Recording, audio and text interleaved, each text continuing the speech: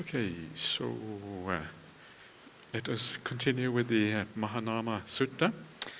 We're looking at the 6 recollections, the Anusatis, that are a common theme in the suttas.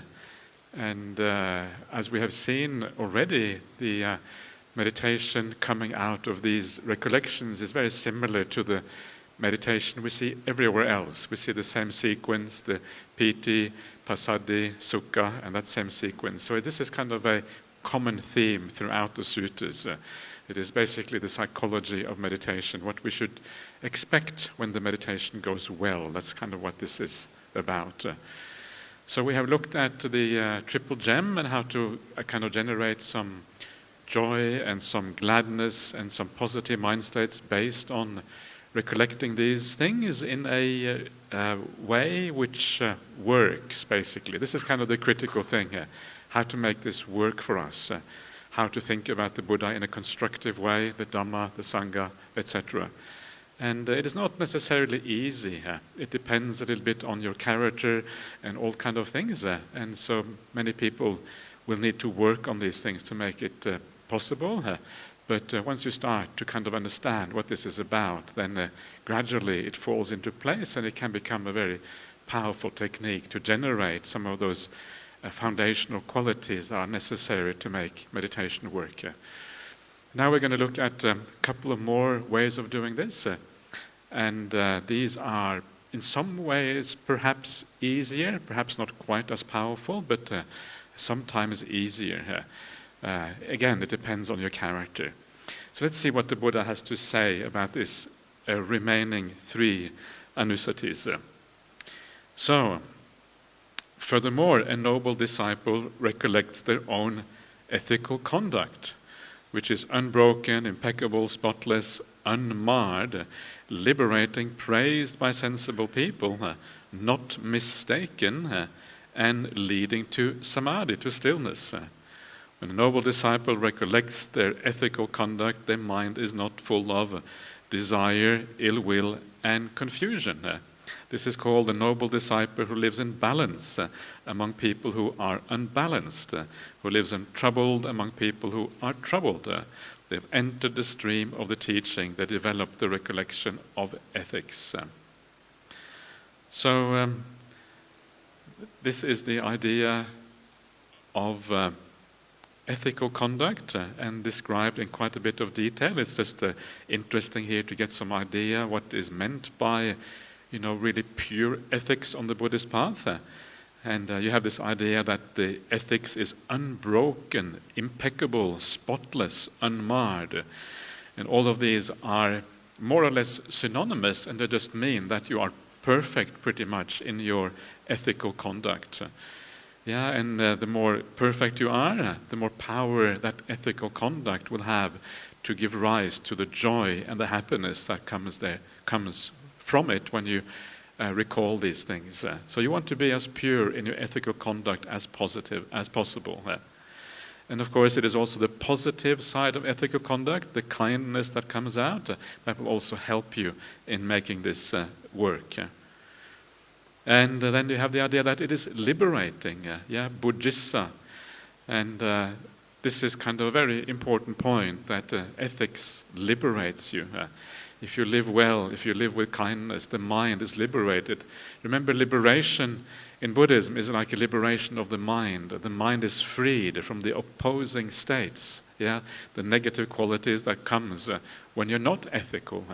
And that is a kind of mental liberation, a kind of ceto vimutti at a lower level before you reach the higher levels of samadhi. It's liberating. Some people in the world think that ethics is constraining, it's imprisoning you, but of course the reality is the exact opposite. And then it is praised by sensible people, right? If you want to be praised by wise people, then you live an ethical life. The wise people will always praise you if you live well. And there will always be people in the world who blame you, but who cares if dodgy people blame you? It kind of doesn't really matter. They are kind of, their point of view is sort of irrelevant. And you notice this when you live with people who are very pure in their conduct. They are very non-judgmental. They tend to see the good in you. And this is very empowering when people see the good in you, because very often you want to live up to that which people see in you. Yeah, if someone treats you with kindness and they see your good qualities, you want to kind of live up to that, basically, and then you live higher because of that. So it's an act of kindness just to see the goodness in other people. You're promoting their goodness by seeing their goodness. So this is a kind. So being praised by sensible people, it's kind of, it's one of those really nice things on this path. So you're praised by sensible people. Then it says not mistaken. The Pali is Paramita, which literally means not grasped. And I think that Bhante Sudatta's translation here is actually not a very good translation. It should really say not grasped.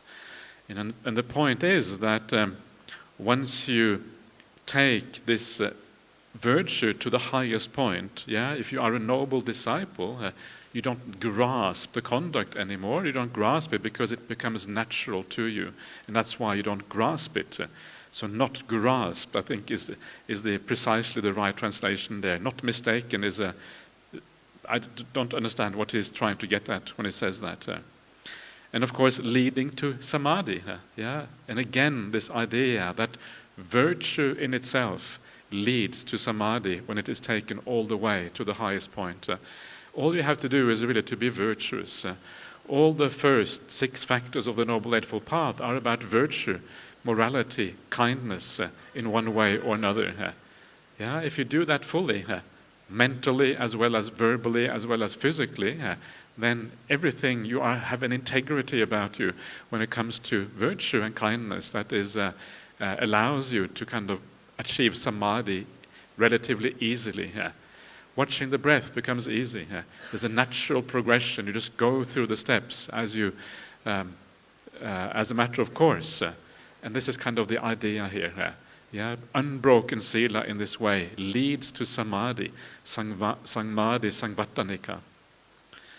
So this is the idea, the idea of the powerful virtue on the path. And when you are really virtuous, you start to feel good about yourself. It's just natural. It just comes with the territory. You can't really avoid that, especially if you have the mental virtue, or whether you don't judge people, you have compassion for them because you understand how trapped everyone is. You see the good qualities in the others and you rejoice that, and you encourage those good qualities in other people. When you have these kind of mental qualities in you, which is really about the higher virtue, then it is just, you just tend to feel good about yourself. It's just unavoidable. And so when we do the Sila Anusati, very often you don't have to try very hard to remember your actions or whatever. It just kind of happens. And when it just happens, that's when it becomes very easy and natural. And then you watch the breath, and then as the breath becomes peaceful, the joy just comes. It comes as part of the process because these things are already purified. And if it doesn't come as part of the process, then you can just do a kind of gentle recollection, just inclining your mind very gently, nudging the mind in the direction of the fact that you are living well. Actually, I'm living quite well. I'm doing good things. I'm treating other people well. Yay! Something like that, and you feel kind of good about it. You don't feel a big ego. You don't feel that you are kind of, you don't kind of lift yourself up in a kind of bad way. You just feel a kind of peaceful, quiet sense of goodness about yourself. And that is really what we're trying to achieve here. So this is the idea. And then when you do that, because you are recollecting these qualities at that time, because you are thinking about Dhamma, you're thinking about qualities that have nothing to do with sensuality, you're thinking about the purity of your heart and your mind, again, you cannot be greedy and you cannot be desirous and having ill will and confusion at that time because your mind is preoccupied with the Dhamma, with the teachings, and specifically how you practice them. And then this whole sequence arises again, all the way to Samadhi, takes you all the way through this. And then you are living untroubled in an imbalance among a population which is troubled and not in balance. So this is the idea, in brief, of the power of virtue, of ethics on the path, when you understand what these things are and how they work. So bear this in mind. All the way through we see the importance of ethical conduct. It kind of comes again and again and again. And of course it is just different ways of talking about the beginning of the Noble Eightfold Path. You see that in a variety of ways. And you see how much power it has to propel the meditation and impel the meditation in the right direction here. Okay, let's come to the next one. This is the recollection of Chaga, the Chaganusati here. And it goes as follows. Furthermore, a noble disciple recollects their own generosity. I am so fortunate, so very fortunate, among people who, full of the stain of stinginess, I live at home rid of stinginess, freely generous, open-handed, loving to let go, committed to charity, loving to give and to share. When a noble disciple recollects their own generosity, their mind is not full of, again, desire, ill will, and delusion, etc. And you live in balance, you live untroubled among the population that is not in balance, population that is troubled. So here you are remembering your own generosity, the things that you have done in your life, and you can expand this to any kind of generosity if you like, but the main idea here is just the normal kind of generosity. And you will notice the very starting point here, which is kind of interesting. If you are a generous person, you recognize yourself as being fortunate because of the fact that you are generous. I am so fortunate, I am so very fortunate to be generous. It's kind of strange. Sometimes people misunderstand this whole idea. They think that, I am generous, but these other people are not generous and they should be more generous. But that's actually the wrong way to thinking about it. They should be more generous. It's more like, wow, I have understood the power of generosity. How fortunate I am. These people are really unfortunate. They haven't understood the power of generosity. They may be stingy. They may be holding back.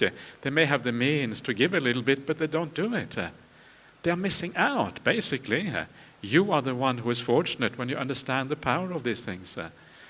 And so important to kind of think about these things in the right way. And when you think about this in the right way, you can start to see why it becomes this powerful effect on your mind. So the person who benefits the most from generosity is the person who gives. They are the one who gets all the benefit. They're the ones who get the samadhi. The person who receives it, they will also benefit, of course, but they may not get the samadhi quite as easily as the person who actually gives. So giving is kind of great. It's to discover the power of giving, discover the why we should do this, understand the effects of giving is a very kind of fortunate thing for us. And you should consider yourself very lucky if you have that sort of character. And the more you understand that, the more giving you tend to become. And the most giving people in the world are, of course, the Aryas, the noble ones, because they have fully internalized the power of Chaga, the power of generosity. Every opportunity you have to give, you should take it. The smallest little thing, take that opportunity. And then you are kind of living in the right way. Don't allow seniority, don't allow hierarchies to stop you from giving. Sometimes we think, I am kind of higher up and I shouldn't be doing this or whatever. But very often if you think like that, because Buddhism can be a bit hierarchical, obviously, then sometimes we stop ourselves from doing acts of kindness when we have the opportunity, even if it doesn't fit the kind of hierarchical situation. So this is the right way of thinking about this. And then when you do that, then you understand that, that among people full of the stain of stinginess, it is quite common for people to be stingy. Most people are not very generous. But if you are one of them, then you are one of those who live at home rid of stinginess. This is now talking about the areas again. It's a very high level of generosity. Freely generous. Mutta chaga, free. Mutta is free. It's like vimutti, same word. Chaga, giving. Open-handed. Loving to let go. What is it? Vosagarato. I think it's vosagarato is the word. Loving to let go. Committed to charity. Loving to give and to share. It's beautiful. It's kind of very powerful words, very simple words. Now, one of the things about these words, which I always found very fascinating, if you look at those words, some of the words you find here, like freely, for example, mutta, and then generous, chaga, and then letting go, vosagga. These three words are words that you find also in the third noble truth. The third noble truth is the noble truth of the ending of craving. And the ending of craving is what it comes first again? Chaga, mutti, patinisaga, analaya. There's some sequence, I can't remember the exact sequence now. Those four words, three of those words, chaga, mutta, patinisaga, are almost exactly the same three words as you find here. Mutta, chaga, and vosagga. Vosagga and patinisaga are very closely related to each other, basically the same kind of word. And so the words that you find in the forgiving are very closely related to the words you find for nibbana, for the final letting go.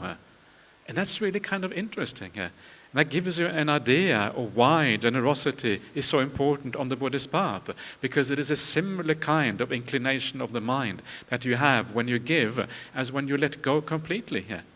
Because when you give, you're letting go of something which is yours. You are reducing your sense of self. You're reducing your own kind of clinging to things in the world. And this is what happens when you are generous with ordinary things, letting go of the self to some extent. And of course, nibbana is the final letting go of that same sense of self. So they are the same movement, except that the movement for nibbana goes much further. But it's the same kind of idea. And then you can see how beautiful this idea of letting go is. It's beautiful. And I always also, I rejoice when I see other people doing acts of kindness. It's a beautiful thing. Even just when I am here, so I am the senior monk. Of course, it's very, very nice to be the senior monk because people look after you, and that's wonderful and beautiful. But it's really nice when people do acts of kindness. And there are many people here who do acts of kindness that you wouldn't expect it from. One of the monks here, he told me a couple of days ago, if you need to have your robe washed or anything, please ask me. The lay people say the same. And I don't really expect that to happen. So when that happens, it's like, wow, that is very nice. And even if I don't accept the invitation, it doesn't mean I don't appreciate it. I still appreciate it a lot because I can see the underlying positive qualities are there. And that's to be rejoiced in. So this is the idea, that chaga, giving, is like a small nibbana. You're moving your mind in the same direction. And this is one of the reasons why I think the Buddha makes so much of the idea of generosity on the Buddhist path. Why it is talked about so much, because it has this effect on the mind, leading you in the right direction. So when you are generous, try to do it in the right way. Try to do it in a wise way. I have talked about these things many times before, about how to be generous. But the how to be generous is to give when you feel inspired, when you feel that your heart kind of opens up, you want to give, because then there are few defilements in the mind. You give when your mindfulness is strong, when you know what you are doing, because that leaves a strong imprint on the mind if you give at those times. Give to, of course, to those who are worthy, but just give generally. Don't be discriminating in where you give. If you want to give regardless of what it is. Always kind of have that openness of the heart. And then be mindful about it. Be clear about what you're doing. Rejoice in the act of generosity. That's why you should do it when you feel inspired. And that leaves a deep imprint on the mind. And when it leaves a deep imprint on the mind, it's easy to recollect later on, because the imprint is so strong. So this is the right way to give. If you give and you think you will get something in return, it's okay. Because we are human beings, we are limited. We're not always going to be perfect in the way we give.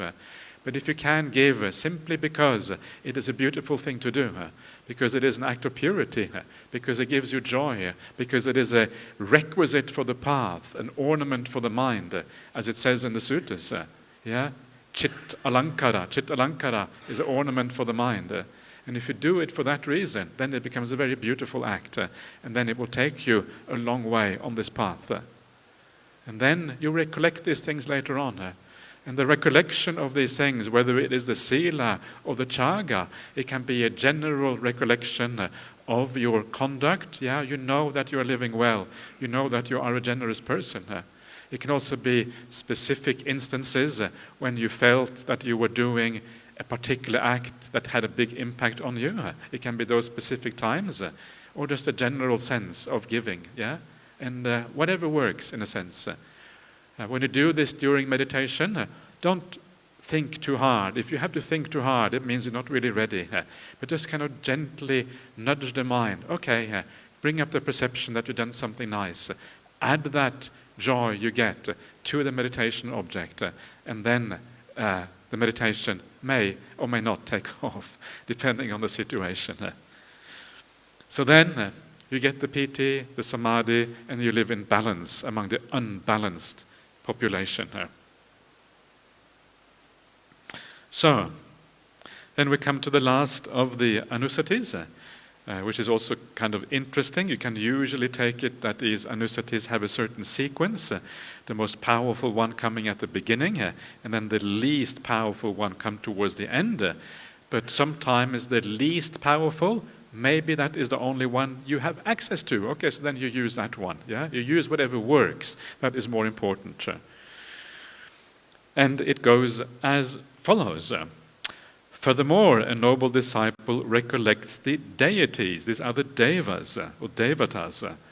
They are gods of the four great kings, the Chatu Maharajika devas, the gods of the 33, the Tavatimsa devas, the gods of Yama, the joyful gods, Tusita devas, the gods who love to create, the Nimanarati devas, the gods who control the creation of others, the Paranimita Vasavati devas, the gods of Brahma's host, and gods even higher than these.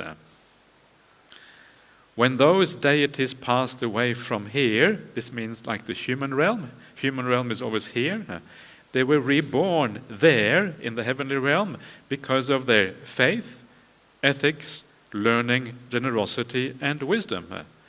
I too have the same kind of faith, ethics, learning, generosity, and wisdom. When a noble disciple collects the faith, ethics, learning, generosity, of wisdom of both themselves and the deities, their mind is not full of desire, ill will, and confusion. At that time, their mind is unswerving, based on the deities. A noble disciple whose mind is unswerving finds inspiration in the meaning and the teaching, finds joy connected with the teaching.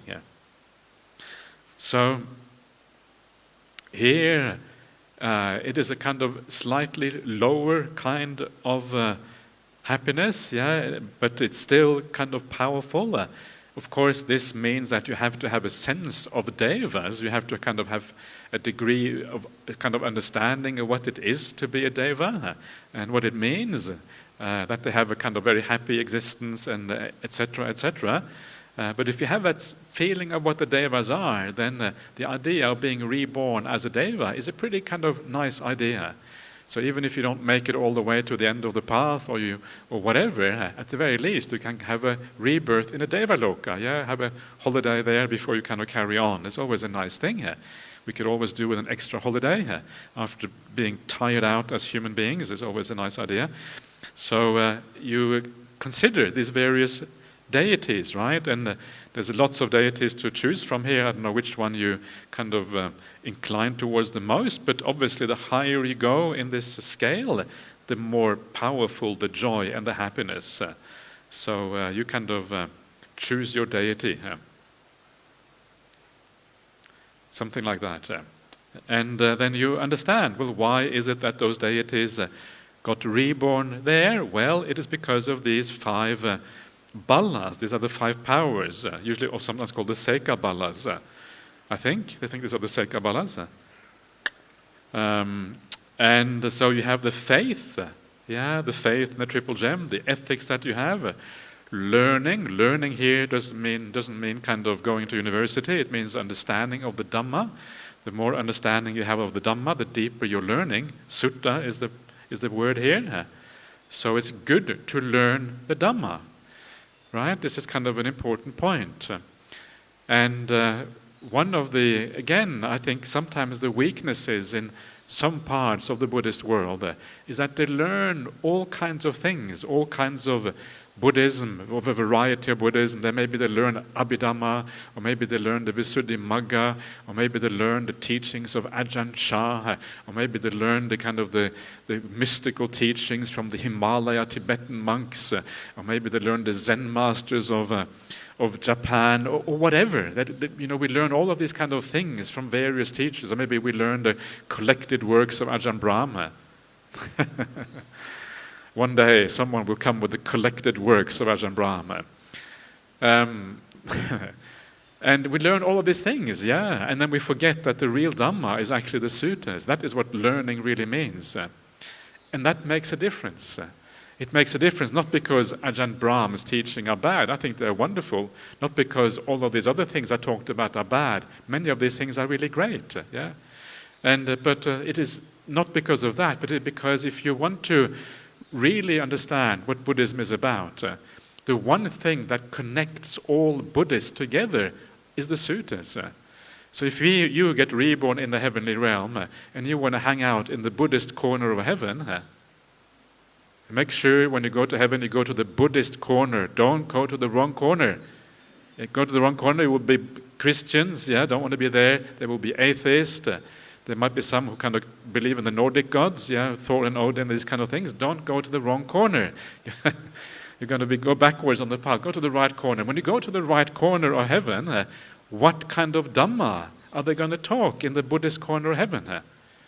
You may think I'm joking. There was a monk met a long time ago, came to Bodhinyana monastery, said, heaven is like this. There's a Buddhist corner, there's a Christian corner, there's a Muslim corner. This is how heaven, and that kind of makes sense, right? We tend to hang out with the sort of people who are similar to us, with the sort of devas that are similar to us. And of course, the Dhamma that they know, the Dhamma that is universal, is the suttas. These are devas that may have been there already for centuries. They've been there for a long time. What Dhamma would they know? They would know the Dhamma of the Buddha. That is what we have in common. So this is what learning means, learning the real teachings of the Buddha. So it is not exclusive. It doesn't mean that's the only thing we should do, but it should be the foundation. And then you see generosity, and then you see wisdom at the very end there. And it's kind of fascinating what is meant by wisdom here. In the suttas, the word wisdom is used very broadly. It is used in many different kind of situations. For example, in the Bala Pandita Sutta, Majjhima Nikaya 123, the fool and the wise, the wise person is simply one who lives well, so that they get reborn in heaven. That's the wise person. Whereas the Bala, the fool, is the one who practices badly and get reborn in the lower realms. That's the distinction. But so wisdom has a large number of degrees. It's not a very precise term in the suttas, except when it is used about the specific insight of the areas. So here, I think it encompasses probably meditation. If you are a person who gets some nice meditation, it means you have a degree of wisdom because you understand where to find happiness, where to find contentment. The deeper your meditation, the more understanding you have of the nature of a human being, the nature of the world, what really matters, all of these kind of things. So it doesn't mean necessarily deep insight, but it means that the deeper you go, the more wisdom you have. So these are the things, the qualities you have. And so many of you are already, you are like little devas, you are kind of heading in the right direction. And that's kind of nice thought, right? It's a nice idea. And of course, the path to becoming an Arya goes through the path of becoming a Deva. The qualities you need to become an Arya are also the qualities you need to become a Deva, except that it's more of the same, or a deeper appreciation of the Dhamma. So this is the idea here. And so if that makes sense to you, you can also reflect on those things at the same time. So these are the 6 recollections. And that is, let's just finish it off at the very end here, just to kind of see it out.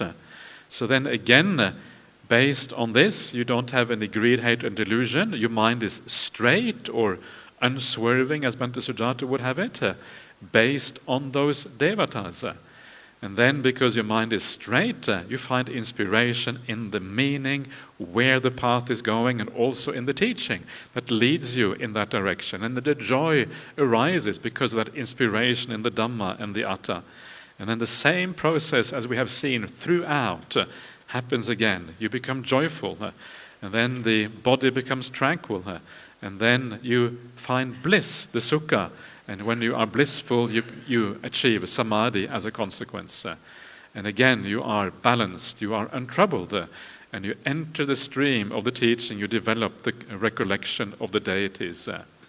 When a noble disciple has reached the fruit and understood the instructions, this is the kind of meditation they frequently practice. So, that is the teachings that are more or less directly related to meditation practice. We have gone quite far in talking about this. Of course, you can always go further and do more, but it's kind of a nice starting point and fairly in-depth idea of meditation practice. But some of the points that I've been making throughout is that meditation needs support. And one of the things I have been talking about so far is the idea of sila. And sila is very, very broad. And one of the aspects of sila that I mentioned earlier on is the idea of right view. The ujjukaditti, the aviparita sanya, aviparita sanya, or something like that. Aviparita dasana, I think it is. So it is like an undistorted view of the world. And so that is the aspect of right view in Buddhism. And of course, what is so interesting is how right view undergirds and supports everything on the Buddhist path. If you have right view, you will practice sila. If you have right view, that will feed directly into your meditation. Why? Because right view helps you to let go. I made the point at the very beginning that letting go is really what this process of meditation is about. Is one way of thinking about meditation is the idea of letting go. And right view is really what supports the letting go process more than anything else. And that's why ujjukaditti is said specifically in the suttas, in the Satipatthana Samyutta, to be the support for meditation. And so one of the things that we can do as Buddhists is to develop that right view. And one way of developing that you see throughout the suttas is the development of sanya, the various kind of sanyas. There's a large number of sanyas in the suttas. You have the asubha sanya, you have the ahara patikula sanya, you have the sabbaloka anabhirata sanya. And what you can also say, some occasionally even the non-ill will, it can be sometimes called like the the non-ill will perception, right? And the avihingsa sanya. You also sometimes find these kind of perceptions as well in the suttas, if I remember correctly. And these are essentially perceptions of metta, perceptions of compassion, that again are a kind of right view at the very beginning. And all of these perceptions, what they do is they straighten out our mind. They make our mind aligned with the Dhamma, aligned with the way the Buddha saw the world. And as we gradually straighten our mind, and it's a big job because our mind has a lot of momentum from the past, Yeah, we got reborn into this world because our minds were not straight. And so we need to straighten out. It's hard work, and it's a very gradual path of straightening it out.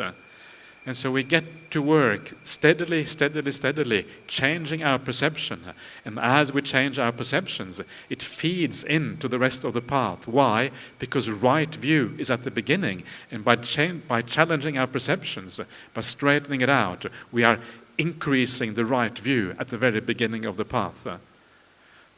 So I always found it fascinating that the Buddha talks so much about perception. And it took me a while to sort of figure out exactly what was going on.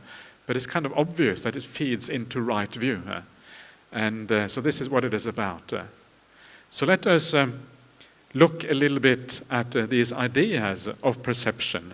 And first of all, I'm going to talk about a couple of fairly general suttas where the Buddha talks about the idea of perception.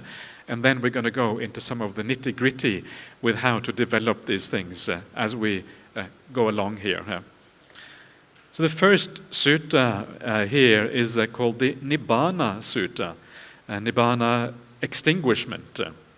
And it goes as follows. The Venerable Ananda went up to Venerable Sariputta and exchanged greetings with him. When the greetings and the polite conversation were over, Ananda sat down to one side and said to Sariputta, "What is the cause, Reverend Sariputta? What is the reason why some sentient beings aren't fully extinguished in the present life?" It's a very interesting question, right? Why is it that some beings do not reach Nibbana in the present life? Fully extinguished is like parinibbayati, is I think the word here. Dit eva dhamma maybe, parinibbayati, I'm not sure what the Pali is now. Why is that? And of course, this can be answered in many different ways. You can say they haven't practiced the Noble Eightfold Path, they haven't done this, they haven't had a deep enough samadhi, they haven't practiced the mindfulness of breathing, they haven't, whatever it is, they can be looked at from many, many different angles. But the reason why I included this sutta is because it fits into this idea of perception. And so Venerable Sariputta, who is always a very interesting monk, Venerable Sariputta always says things that are kind of unique. We expect the Buddha to say unique things about the Dhamma, but Venerable Sariputta also has this ability to say things in a new way. Yeah, he is almost on par with the Buddha when it comes to teaching the Dhamma. So it's always interesting to see what he has to say. And this is what he says. Reverend Ananda, it is because some sentient beings don't really understand which perceptions make things worse, which perceptions keep things steady, which perceptions lead to distinction, and which perceptions lead to penetration. That is the cause, that is the reason why some sentient beings are not fully extinguished in the present life. This is kind of fascinating, isn't it? So it's all about how we perceive the world. If you don't understand how to perceive the world, you are in problem. You have a serious problem because it means you don't know what perceptions to choose. The first thing you have to do is to know what perceptions are good, what are bad, and then you can choose the good ones and abandon the bad ones. What is the cause, Reverend Sariputta? What is the reason why some sentient beings are fully extinguished in the present life? It is because some sentient beings truly understand which perceptions make things worse, which perceptions keep things steady, which perceptions lead to distinction, and which perceptions lead to penetration.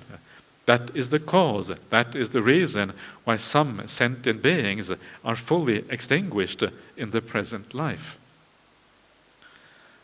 So one way of thinking about the Buddhist path is just the understanding of perception.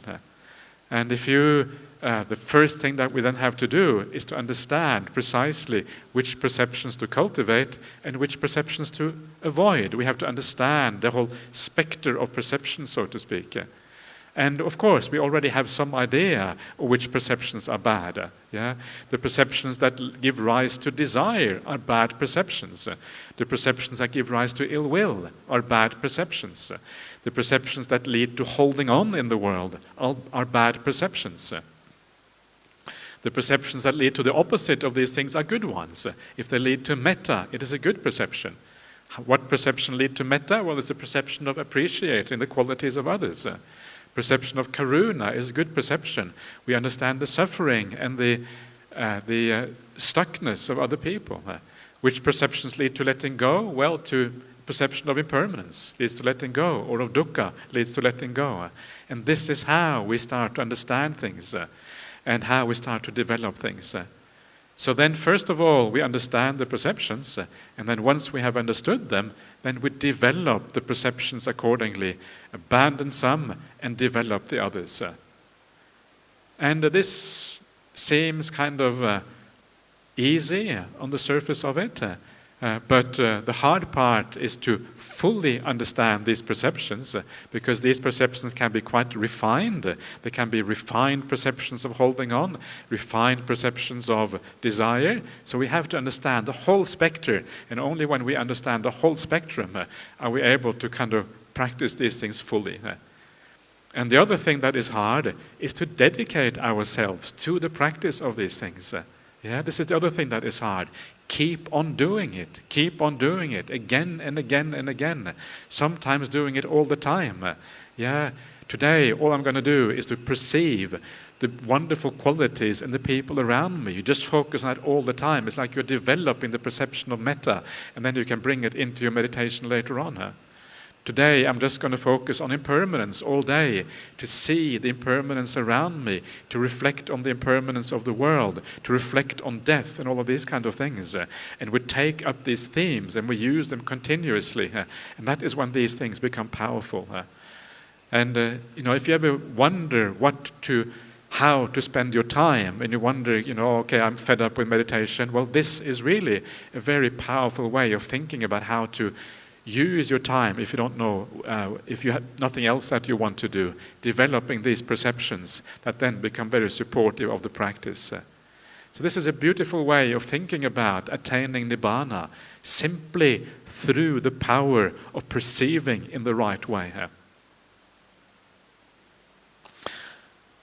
So now I'm going to talk about another sutta that talks about perception, and it gives a little bit of insight into how perception works.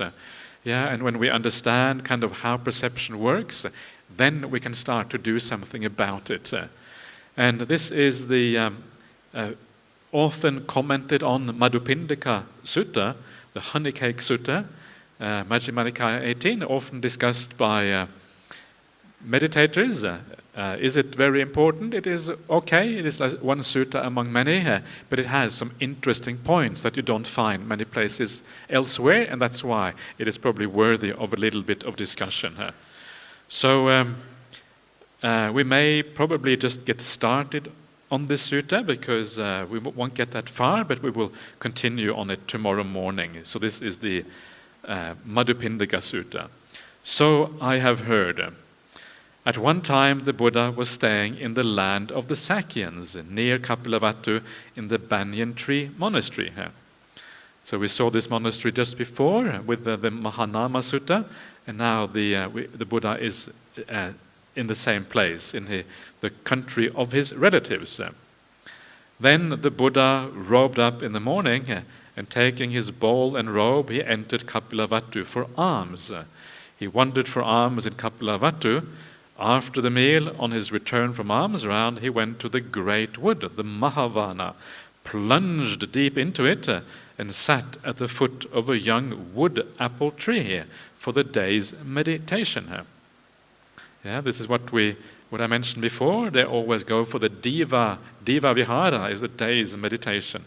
Vihara just means like abiding or dwelling, but the extended meaning is the idea that you meditate. You go into the wood and the Buddha meditates.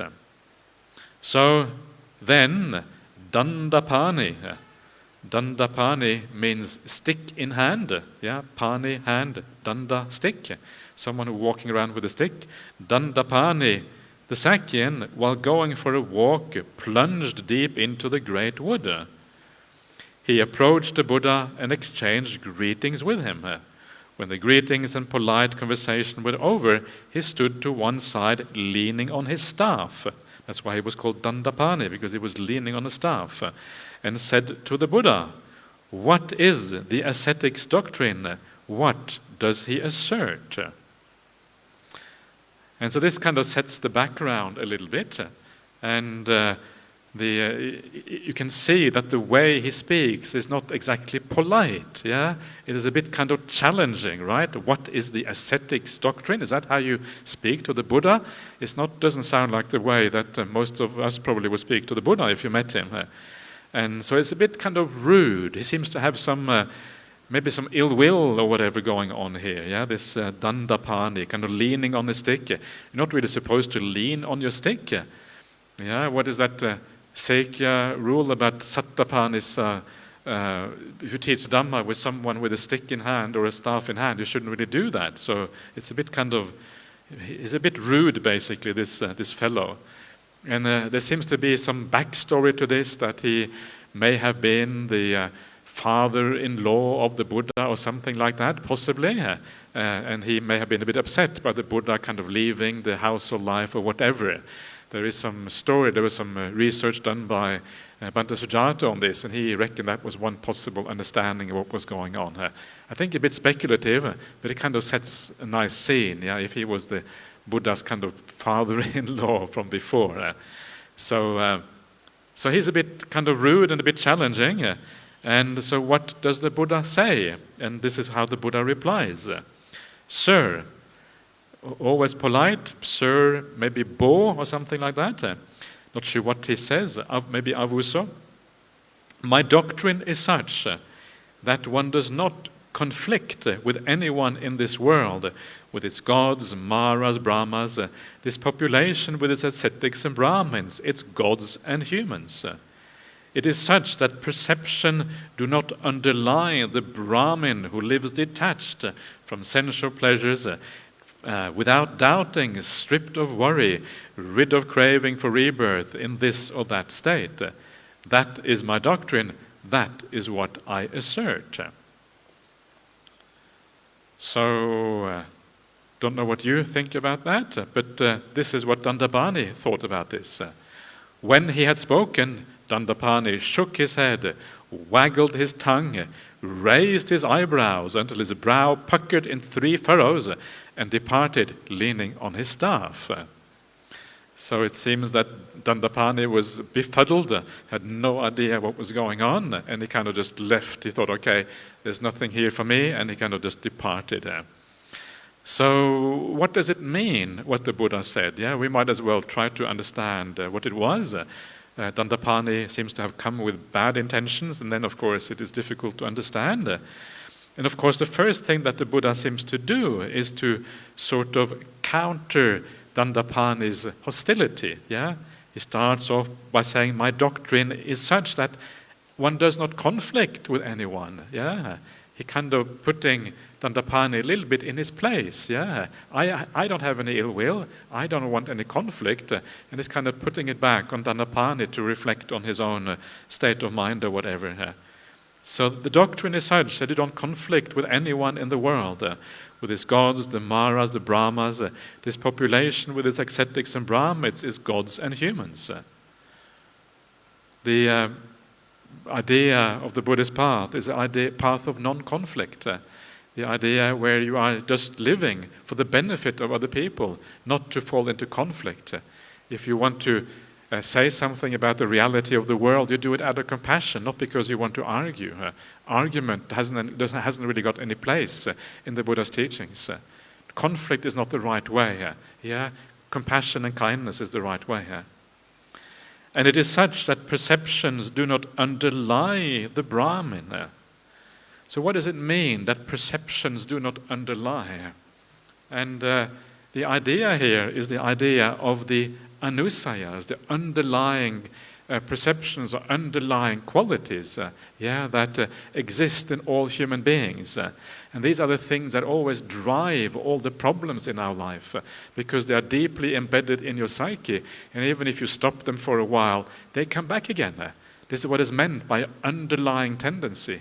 It always comes back. And this is kind of scary and worrying. You think some days you think your life is going really, really well, and you think, now I've really understood how to be kind. You really feel kind to your core, and it's kind of hard to imagine how you're ever going to be unkind again. Or the meditation works, and you think, now I get it was easy. Okay, now I get it, how it works. And the next day it doesn't work again, right? It's the underlying tendencies reasserting themselves. It is never easy. And so the Buddha is saying that the Brahmin has given up those underlying tendencies. Those perceptions have been given up that come from those underlying tendencies. He seems to be saying that perception has been given up, but that's not really what it is about. It's about the underlying tendencies that is the problem. And the word Brahmin here is really just another word for a spiritually highly attained person. So the perceptions do not underlie the Brahmin who is detached from sensual pleasures. You have given up sensual pleasures, who doesn't have any doubt, who is stripped of worry, rid of craving for rebirth in this or that state.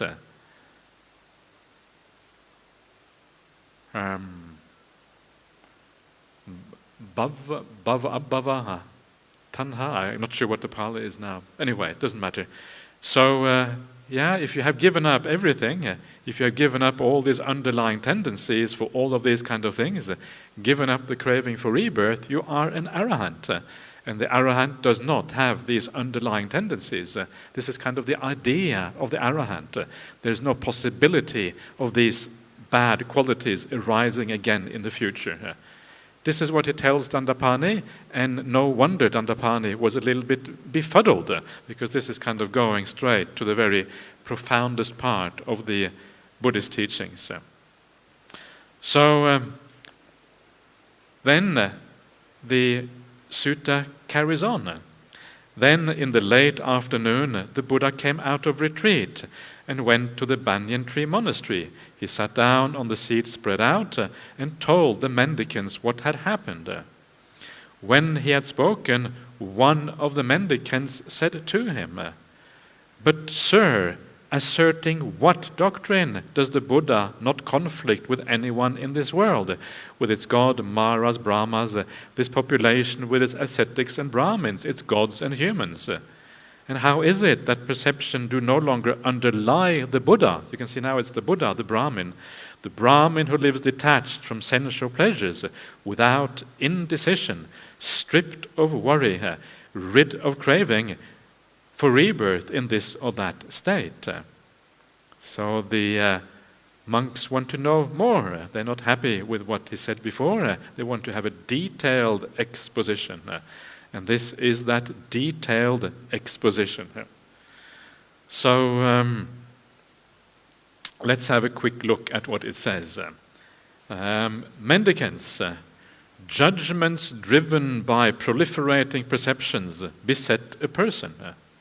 If they don't find anything worth approving, welcoming, or getting attached to in the source from which these arise, just this is the end of the underlying tendencies to desire, to repulsion, to views, to doubt, to conceit, to the desire to be reborn, and to ignorance. This is the end of taking up of the rod and the sword, the end of quarrels, arguments, and disputes, of accusations, divisive speech, and lies. This is where these bad, unwholesome qualities cease without anything left over. So that is what the Buddha tells the monks. And what do you think the monks think about this? What the monks think about this, they are also a little bit befuddled, just as probably some of you were now, unless you have contemplated this sutta a lot before. If those of you heard it for the first time at least, probably found this a little bit strange, and kind of had probably a hard time following what is going on. So then the monks, having a hard time to follow, they then go to the Venerable Mahakachana and they ask him for an exposition, for an explanation of what is going on. And that exposition is actually quite interesting.